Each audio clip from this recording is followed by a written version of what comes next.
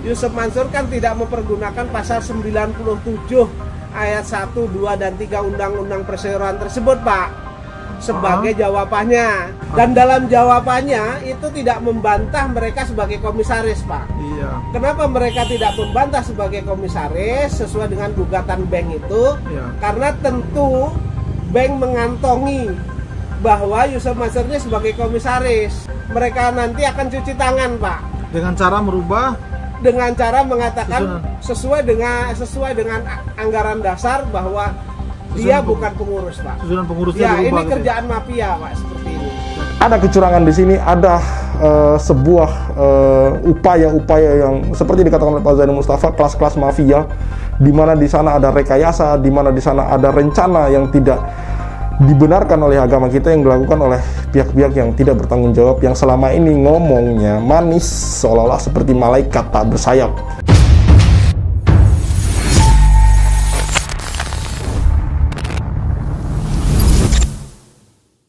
Bismillahirrahmanirrahim. Assalamualaikum warahmatullahi wabarakatuh. Kembali lagi bersama Khalid Al-Walid.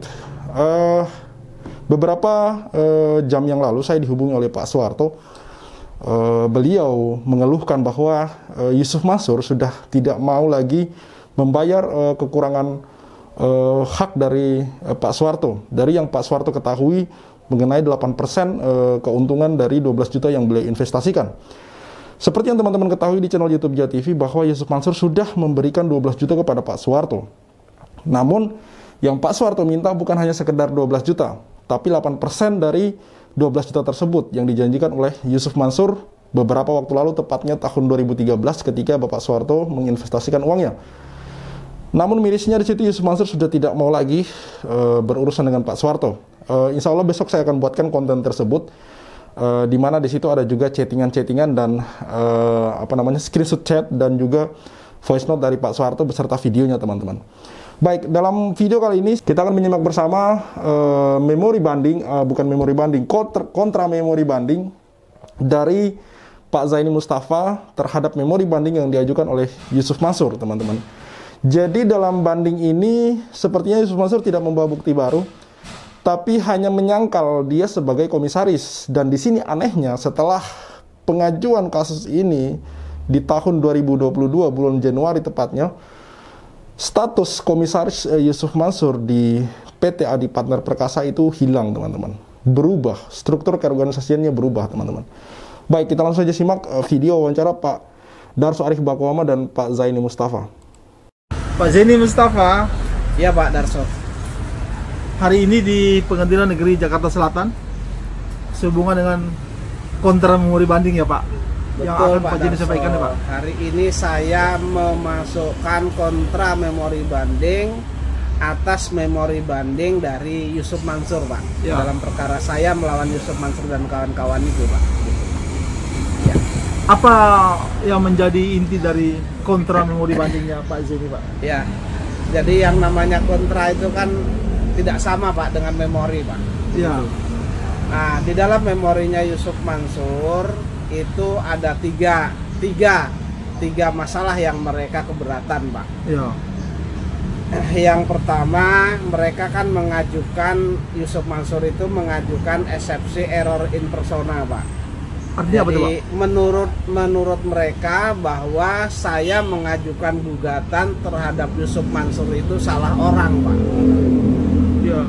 Itu versi Yusuf Mansur ya Pak? Ya, dasar mereka adalah profil perseroan terbatas Adi Partner Perkasa, di mana dalam profil tersebut, dalam profil PT Partner Adi Perkasa tersebut tidak terdapat susunan pengurus, tidak terdapat Yusuf Mansur, kan begitu. Tidak terdapat nama Yusuf Mansur ya? Begitu, Ya. betul Pak. Ya. Nah, itu tentu sesuai dengan alat bukti yang ada sama saya. Ya. Itu kan ada alat bukti putusan perkara nomor 313 garis miring PDT titik G garis miring 2011 garis miring PN Jakarta Selatan, Pak. Ya. Di dalam putusan tersebut itu menyatakan, di dalam putusan tersebut Yusuf Mansur itu duduk didudukan sebagai tergugat 3, Pak. Ya. Tergugat 3. Kemudian Yusuf Mansur sendiri itu kan tidak membantah sebagai komisaris di dalam PT Partner Adi Perkasa tersebut, Pak. Dalam putusan itu, Pak, ya? Dalam putusan itu. Terus kemudian dalam jawaban Yusuf Mansur juga tidak membantah juga bahwa mereka sebagai komisaris, Pak. Dia sebagai komisaris. Ya. Kemudian sesuai dengan saksi yang saya ajukan, 3 orang saksi yang saya ajukan dalam persidangan perkara saya itu, mereka menerangkan bahwa Yusuf Mansur itu ketika berpresentasi di Masjid Darussalam berkaitan dengan bisnis batu bara di Kalimantan Selatan yang menjadi pokok masalah atau perkara ini, ya. Itu Yusuf Mansur mengatakan dengan lantang bahwa Yusuf Mansur itu selaku komisaris dari perseroan PT Adi Partner Perkasa. Ya. Dan Yusuf Mansur mengatakan karena Yusuf Mansur berada di sana, maka investasi tersebut adalah aman. Ya, di sini Pak Zaini Mustafa sudah mengatakan, saya pernah bertemu sekali dengan beliau dan berbincang-bincang, tapi off the record ya teman-teman, nggak direkam. Pak Zaini Mustafa ini memiliki banyak saksi, 10 bahkan 100 saksi, di mana Yusuf Mansur di situ presentasi, dan di situ Yusuf Mansur mengaku sebagai komisaris. Dan juga bukti yang menurut saya paling kuat yang dipegang oleh Pak Zaini Mustafa adalah gugatan sebuah bank, di mana di situ Yusuf Mansur digugat sebagai komisaris, dan di sana tidak ada bantahan dari pihak Yusuf Mansur. Maka saya sangat optimis sekali bahwa banding kali ini yang diajukan oleh Yusuf Mansur, di mana di sana dia menyangkal sebagai komisaris, insya Allah jika hakimnya adil, insya Allah kemungkinan besar akan dimenangkan kembali oleh Pak Zaini Mustafa. Dan perlu teman-teman catat bahwa di sini perubahan Yusuf Mansur yang awalnya sebagai komisaris lalu kemudian hilang, itu terjadi setelah Pak Zaini Mustafa kemudian mengajukan laporan ke pengadilan gitu. Kan ada keanehan di sini gitu. Pernah saya katakan bahwa ini sepertinya ada satu rencana yang sudah disusun rapi dan matang, sangat terstruktur dan masif, teman-teman. Sangat terstruktur sekali. Ini seperti berpola, teman-teman. Boleh teman-teman lihat kasus yang sama. Hanya saya belum bisa pastikan ya tersangkanya siapa, yang salah siapa, dan yang memang melakukan penipuan siapa. Di podcast Deddy Kobuzer di situ ada seorang yang diwawancarai yang mengaku sebagai korban dari Bapak Mario Teguh. Ini kasusnya mirip-mirip. Yaitu mengatasnamakan seorang tokoh besar karena dia seorang tokoh besar kemudian sehingga bisa memakan korban. Jadi sebenarnya di sini permasalahannya bukan tidak tahu menahu mengenai investasi apa segala macam gitu. Bukan tidak tahu menahu mengenai dunia bisnis, tapi di sini menurut saya orang-orang ini terjerat lebih karena tokoh atau public figure itu sendiri, teman-teman. Orang-orang di sini lebih percaya, lebih yakin, dan ibaratnya bertindak sembarangan tanpa memperhatikan lagi detail-detail dari perjanjian tersebut, hanya karena melihat bahwa tokoh tersebut bisa dipercaya, melihat bahwa tokoh tersebut punya nama besar, melihat bahwa tokoh tersebut punya banyak followers, teman-teman. Maka ini menjadi pelajaran bahwa untuk ke depan lebih berhati-hati lagi. Di konten saya sebelumnya saya mengatakan bahwa seharusnya hal-hal seperti ini mendapat perhatian dari pemerintah gitu.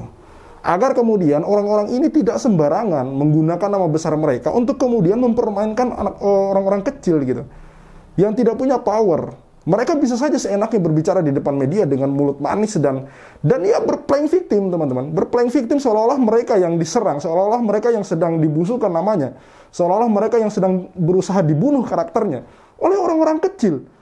Kan bagi saya ini tuh tidak logis. Bagaimana mungkin ada orang kecil, masyarakat biasa seperti Pak Suwarto mau menghancurkan nama besar Yusuf Mansur, mau membunuh karakter Yusuf Mansur? Ada kepentingan apa di sana dia?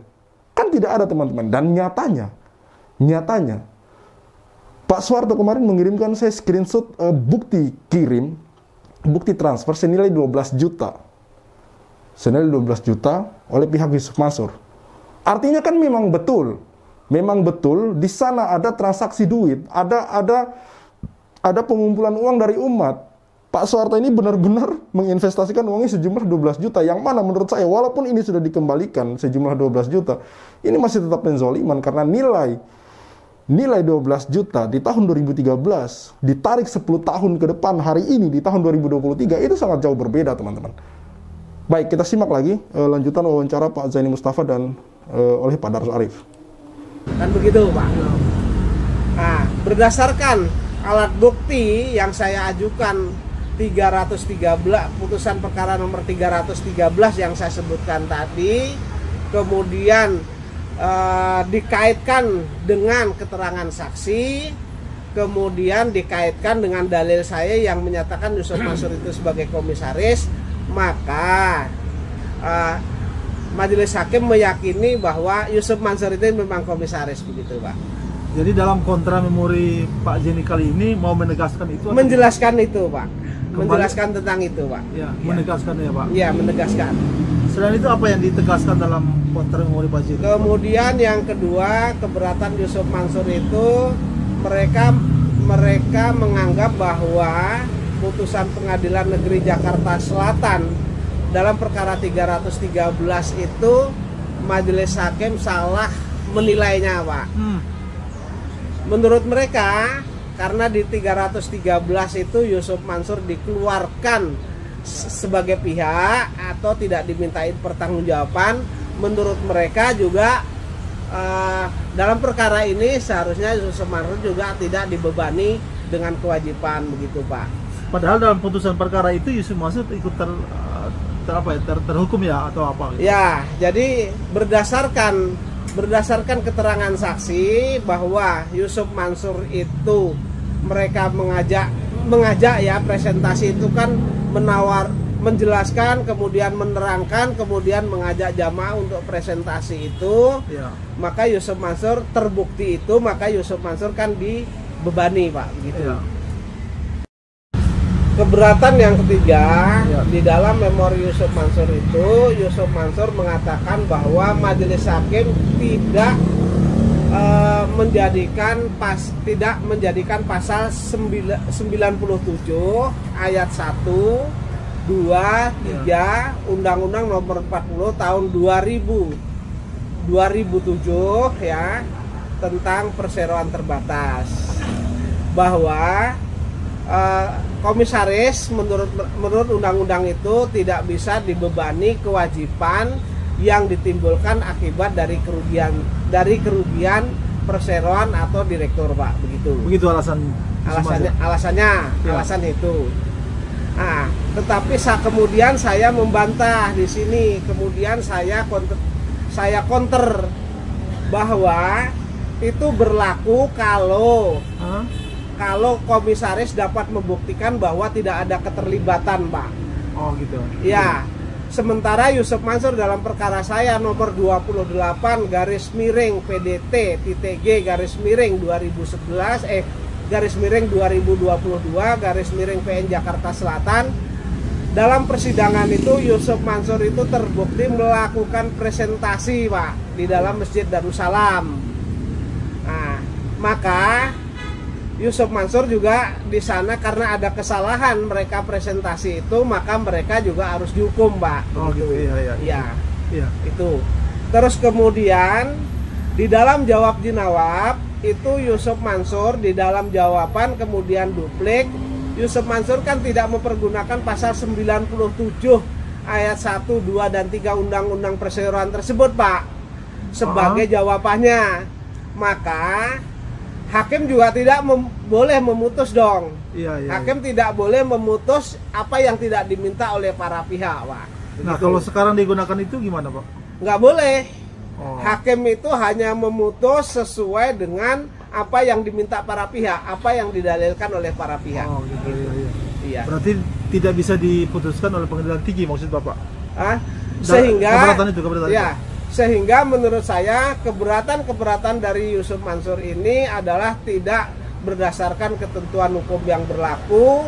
Maka saya minta kepada Ketua Pengadilan Tinggi DKI Jakarta untuk menguatkan putusan yang telah diputus oleh Pengadilan Negeri Jakarta Selatan. Iya. Pak Zaini, saya mau tanya, Pak, profil perusahaan Adi Partner Perkasa yang nggak ada nama Yusuf Mansurnya itu Itu di-download oleh mereka kapan itu, Pak? Di-download oleh mereka setelah saya mengajukan gugatan, Pak. Kurang lebih kan di Januari saya mengajukan gugatan itu, Januari atau Februari 2022. 2022, kemudian tidak lama mereka mendownload itu, Pak. Iya. Tetapi mereka mendownload itu dalam profil tidak ada, tetapi berdasarkan putusan yang jauh lebih dulu, Pak. Iya, iya.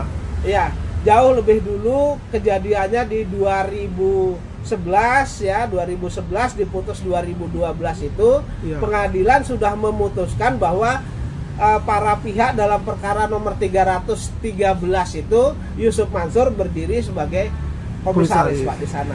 Dan dalam jawabannya itu tidak membantah mereka sebagai komisaris, Pak. Iya. Kenapa mereka tidak membantah sebagai komisaris sesuai dengan gugatan bank itu? Iya. Karena tentu bank mengantongi bahwa Yusuf Mansur ini sebagai komisaris. Karena PT Adi Partner Perkasa itu kan mengajukan permohonan garansi, Pak. Iya, iya. Garansi ya. Bank garansi. Kalau dia mengajukan permohonan bank garansi, itu tentu persyaratan yang utama, karena ini yang mengajukan adalah perseroan terbatas. Tentu akte-akte dari perseroan terbatas itu harus di-store kepada bank, Pak. Ya, ini masuk akal apa nih dikatakan oleh Pak Zaini Mustafa, dan ini bagi saya adalah sebuah hal yang mungkin sulit dibantah oleh Yusuf Mansur.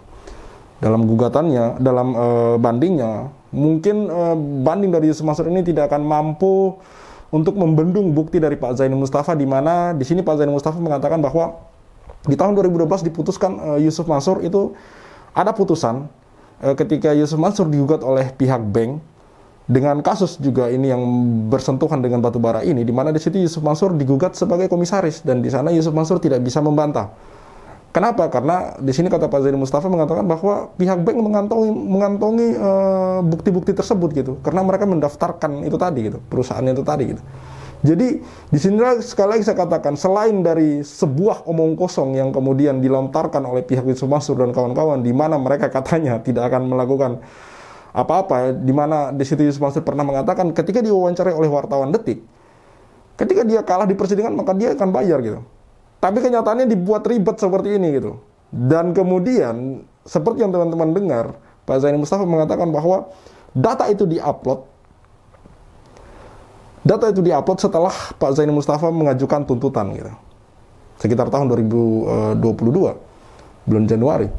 Sementara di tahun 2012 keluar putusan dari sebuah gugatan yang diajukan oleh sebuah bank, di mana dalam gugatan tersebut Yusuf Mansur tidak membantah bahwa dia sebagai komisaris.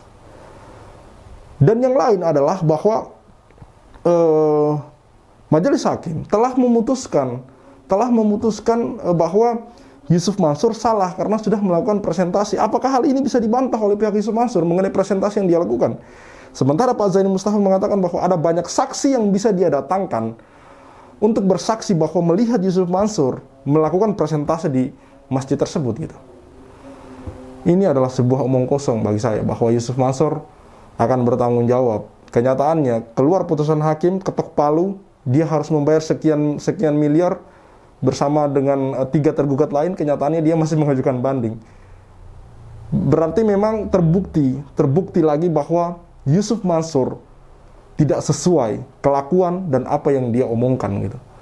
Maka bagi saya untuk ke depan, ketika orang ini berjanji, maka perlu diragukan janjinya apakah akan ditepati atau tidak gitu. Konon dia akan maju sebagai anggota DPR. Dia bacalek dari Partai Perindo dengan Dapil Jakarta Timur. Teman-teman dari Dapil Jakarta Timur dipikir 7 kali sebelum memilih orang ini, karena ada banyak pernyataan dia yang kemudian pada akhirnya kita lihat tidak sesuai dengan realitas yang terjadi, teman-teman. Hanyalah sebuah omong kosong belaka, teman-teman. Ini yang bersentuhan langsung dengan masyarakat gitu, berkasus sendiri gitu. Yang awalnya dia komisaris kemudian tidak mengakui sebagai komisaris, ini bagaimana ceritanya?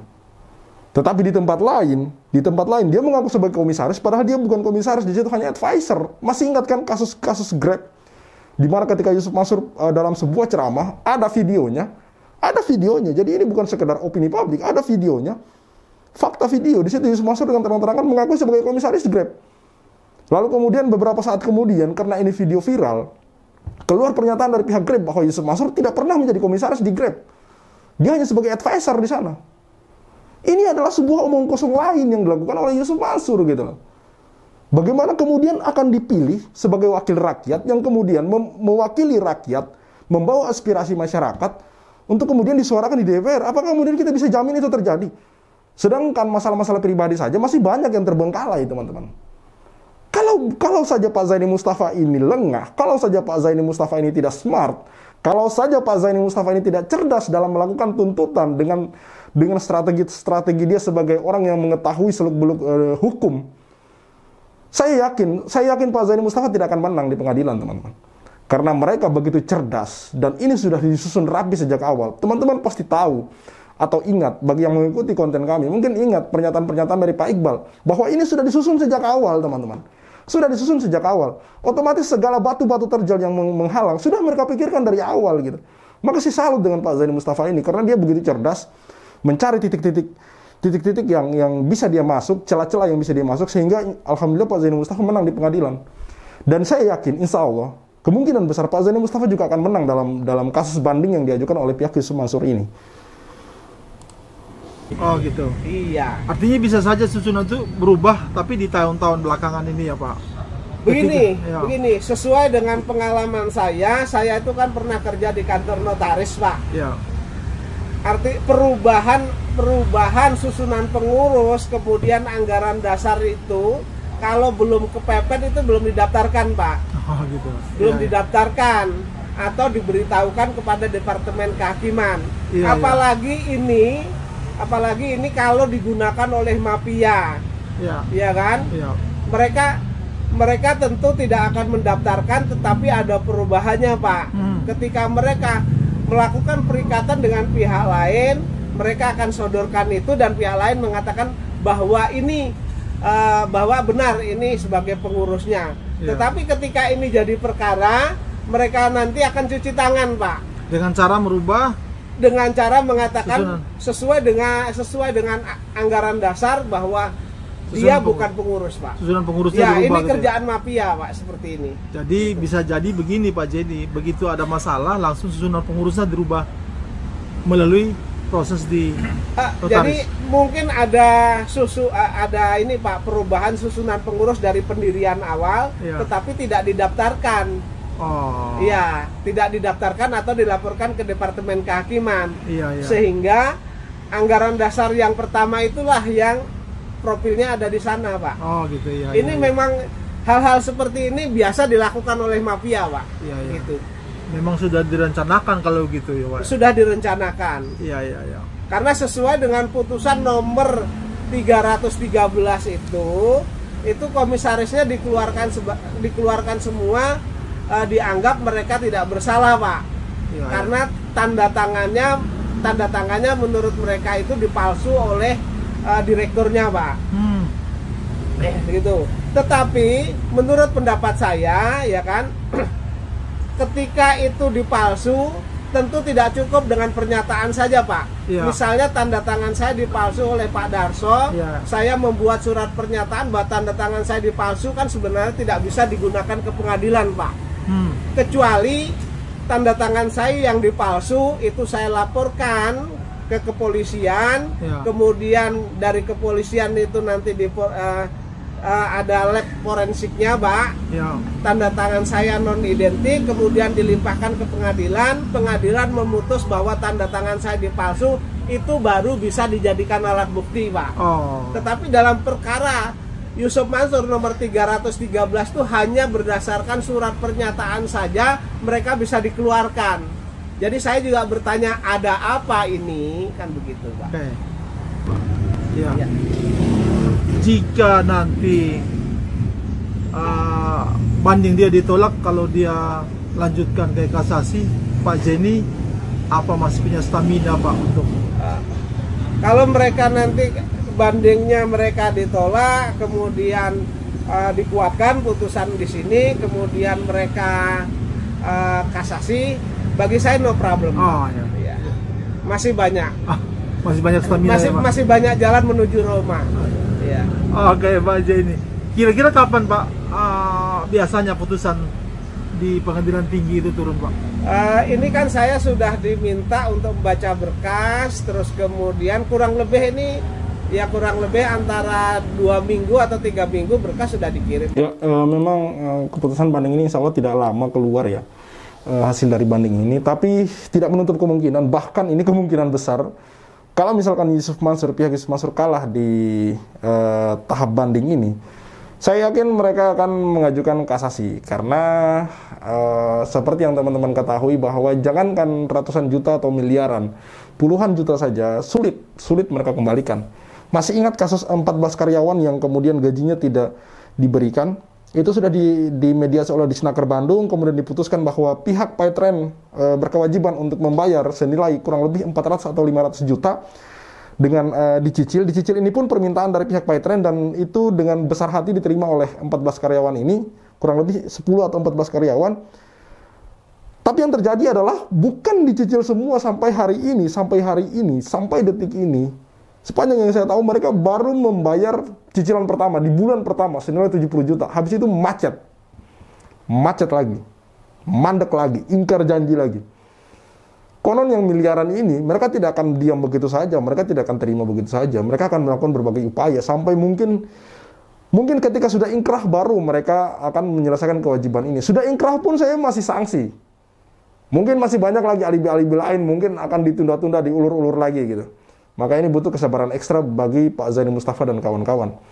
Dan semoga ke depan baik banding maupun kasasi, insya Allah semoga tetap dimenangkan oleh pihak Pak Zaini Mustafa dan kawan-kawan. Karena saya yakin bahwa ada kecurangan di sini, ada sebuah upaya-upaya yang seperti dikatakan oleh Pak Zaini Mustafa, kelas-kelas mafia, di mana di sana ada rekayasa, di mana di sana ada rencana yang tidak dibenarkan oleh agama kita yang dilakukan oleh pihak-pihak yang tidak bertanggung jawab, yang selama ini ngomongnya manis seolah-olah seperti malaikat tak bersayap, tapi kenyataannya mereka adalah penjahat yang berotak licik yang sesungguhnya, teman-teman. Baik, cukup sekian dari saya. Insya Allah besok kita akan upload video Pak Suwarto, voice note dan juga chat yang dia kirim ke saya, di mana di sana Yusuf Mansur tidak akan lagi berkomunikasi dengan Pak Suwarto karena mungkin dia tidak akan mengikuti permintaan dari Pak Suwarto mengenai 8% dari 12 juta yang diinvestasikan oleh Pak Suwarto di tahun 2013.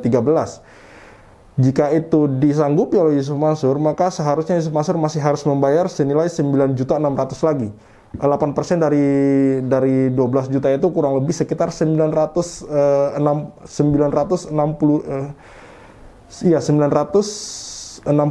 teman-teman. Kurang lebih sekitar 900-an lah, dikali 10 jadi 9 juta, kurang lebih 9 juta, teman-teman.